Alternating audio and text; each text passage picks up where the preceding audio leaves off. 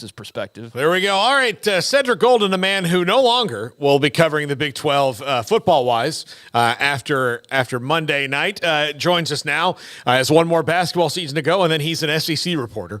But Cedric, you were there at the game the other night. This was an opportunity that Texas was given late in the game by Washington to come back and get it. It came down, it was exciting, but what was the feeling after that game, after it all kind of shook out? I think the feeling was they had a chance to steal one. I mean, legitimately steal one, and they let it get by them. And some things had to happen just to give them a chance to even have a opportunity to throw it in the end zone. Dylan Johnson getting hurt stopped the clock with 50 seconds left, and they could have run that thing down to 15 seconds and then punted. And Texas has got 8 seconds maybe to run 2 plays without timeout. So a lot of things conspired to give them an opportunity. Very fortunate they had a chance in a game that they were outplayed in, guys. And I think they'll go into the offseason thinking about how slow they were in their passing offense to start the game. Those 2 turnovers, which were uncharacteristic of Texas. They don't fumble the football. And then just absolutely getting lit up by Michael Penix. I mean, that guy could start for a lot of teams on Sunday afternoon and then come back and play against Michigan on Monday. That's how good he was. Cedric, there's a lot of ways you can dissect the game, but is one of the easiest ways, I guess, is to say that Washington's star players played better than Texas' star players? I mean, and that's it in a nutshell. No question. You can't win a championship if your big dogs aren't barking the loudest. And Michael Penix is the biggest dog on a team of Huskies, and he barked the loudest. And he was great. Quinn Ewers had a great fourth quarter. That doesn't equate to a great game. It's only 25% of the game.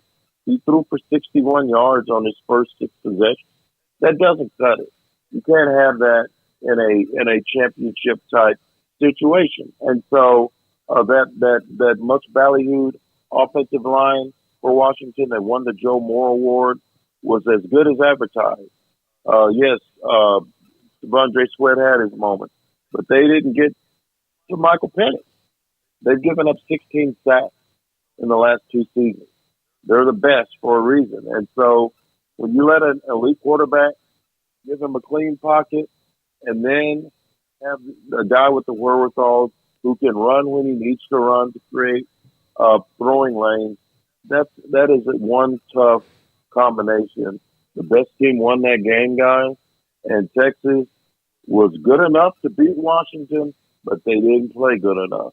And if you don't play up to the competition at this level, you're going to be sent home, and that's what happened. Cedric, this is a team that proved they have depth. I mean, you lose Jonathan Brooks, you put Baxter in, and they didn't really seem to miss a beat on offense when it came to that, especially once Baxter really started to adjust to what his role was. They're losing a lot of guys. I mean, we don't know about a couple of them that are still haven't made their decisions, but that great defensive line is now gutted up the middle, and they have veterans that are leaving. They've got Xavier Worthy, one of the best wide receivers that they've had in school history, is off to the draft. But is this a team that is just pretty much prepared to move other players down that assembly line and into the starting lineup and continue to compete at the level they are? That's a great question because they just started winning these last couple of seasons. And what they're losing in leadership with Worthy, with Devondre Sweat, with Byron Murphy, I think Jatavian Sanders, the tight end, is going to leave. I think A.D. Mitchell, the other wideout, is going to leave.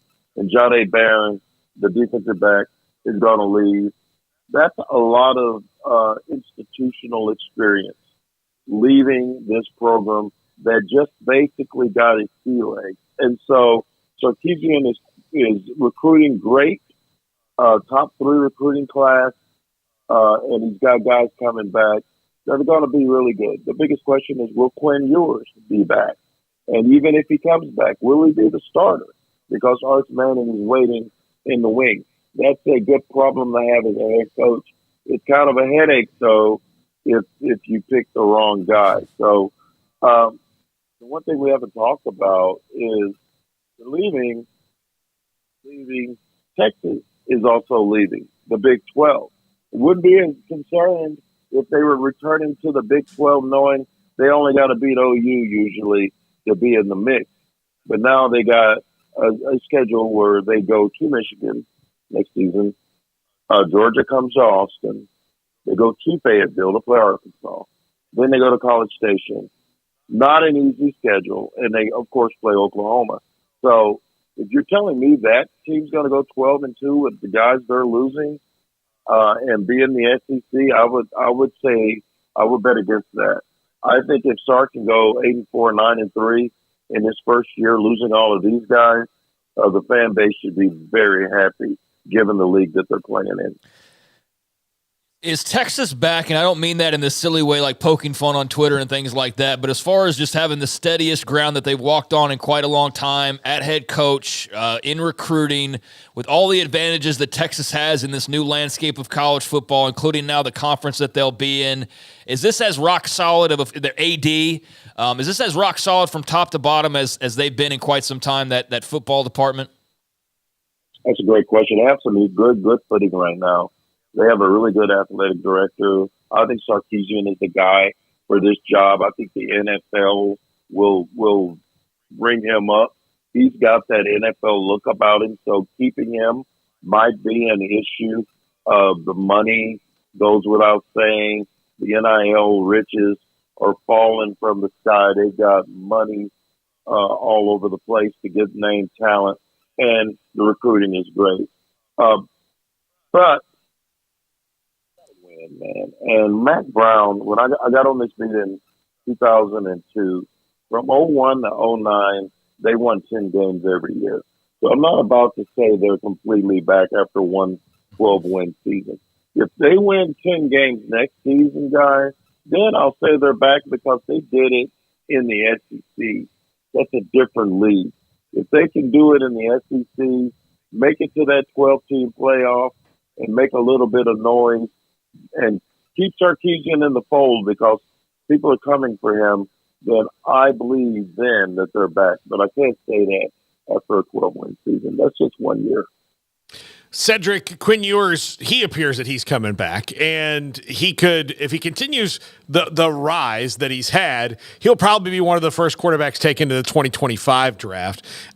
He has gone through, kind of different stages of his growth as a quarterback. After the Sugar Bowl, where do you see him now as ready to maybe to burst on the scene as someone that everybody's talking about their performance and not just their potential? You wonder if he's Joe Burrow before the national championship year. You wonder if he's that guy who has some glimpses but just needs to put it all together in one season. Burrow put it together, of course, with Justin Jefferson and Jamar Chase at receiver.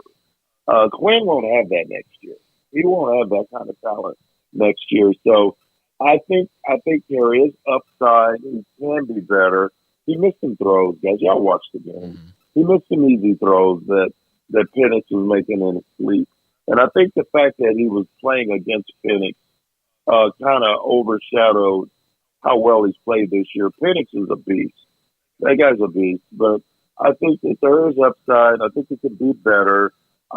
This is definitely not the year to come out early if you're a quarterback that hasn't reached his college ceiling, because there's so many other guys that are going to go before him. So I think it's a good decision if he makes it to return to play college football, be it at Texas or somewhere else. Who knows? We don't know. So I think he'll be back at Texas. I think he'll beat Arch. I think he'll win the job. I think he'll be the named starter. This is just me talking in January, but I can't guarantee you that he will finish the season. He's missed 5 games in the last 2 seasons. So if Arch Manning gets all of that starting position, who am I to say that he'd give it back? Have you ever seen anything quite like the clamoring there is for Arch? I mean, I understand the star power because of the name, and I know he's a good, highly rated player as well, but do you have anything really to compare it to? I know the backup quarterback's always the most popular guy, right? But this is just already, and we've barely even seen him at all, is already on a kind of a different level and a different feel. Yeah, I went to a Prince concert once, and at Reunion Arena, and the people went wild. Yeah. And Kurt Bowles and I were working on our columns during the Big 12 championship game, and that game was decided already in the third quarter. So, in our business, if the game we know who's going to win, we get to work. We start writing, and even though there's football still being played, and we looked up, and a huge roar walk went up, and I looked at Kirk. I go, "Did Prince just walk in there? Did he just walk?" And it was Arch Manning. He's a rock star already. He's a rock star already. I was at Media Day at the Superdome, and there were 4 people talking to Quinn Ewers, and there were 35 talking to Arch Manning. People love the story. He's the shiny new thing. He has that NFL pedigree. He's the progeny of the first family of American football quarterbacks. And they think that he is the answer and that he provides hope. Quinn Ewers, we've seen what Quinn Ewers can do, good or bad. And I think there's even more left in Quinn. But don't you get the feeling this fan base would love to see Arch turning loose? Oh, yeah. And I don't know how fair that is to Quinn, but he's up against a guy who's already beloved, and he hasn't even played one quarter of football. Cedric, that is kind of not a uniquely Texas thing, but between Texas and A&M, like in their history, nobody is loved more than the backup quarterback, even when they have good starters, right? Like everybody's excited about the next one. Everybody was excited about Chris Sims when Major Applewhite was there, right? And then it just kind of goes on and on down the line. It is the nature of being the next guy at such a prestigious historical program. It really is, and when you look at it, historically speaking, there's always going to be a guy waiting in the wings. I remember when Vince Young was waiting in the wings while Chance Mock was the quarterback. And people were clamoring for VY, and I guess for good reason, as it turns out. But that's the nature of this beast. And that's why these coaches make $6 or $7 million a year to make the right call. And the difference being in today's game, if you make the wrong call, and the guy you picked against moves on to the portal and does great things, then coaches can get fired. So whenever you make that call, be it Quinn or be it Arch Manning, then it's kind of a career decision. This decision next year may simplify or be the story of Steve Sarkisian's tenure at Texas, especially if one of those guys goes somewhere else and blows up. Cedric, I came across, I think it was Rod Babers having this conversation about Xavier Worthy and where he fell all time as far as Texas wide receivers go. And I think he had him 3, Jordan Shipley, Roy Williams, and then Xavier Worthy. I was just curious from your perspective, as somebody who's covered the program for a very long time now, where do you sort of see Xavier Worthy's legacy and kind of where he sits all time amongst the Texas greats at that position? Well, I love me some Robbie, good friend. I tend to agree with him, but I know there's some Mike Adams people out there that are wondering what do you mean by that? B.J. Johnson, Sloan Thomas. How about Quan Cosby? Look at Quan Cosby's numbers. Insane numbers, albeit in a passing era. I would probably go with Xavier Worthy as 3, and then Mike as 4. But those are, to me, if you're asking me, gun to my head, probably more likely a 3A and a 3B. Cedric, thank you so much for joining us. Have you come down off the Cajun food high of being in New Orleans yet? Man, I ate so much Cajun food. I was a heavyweight.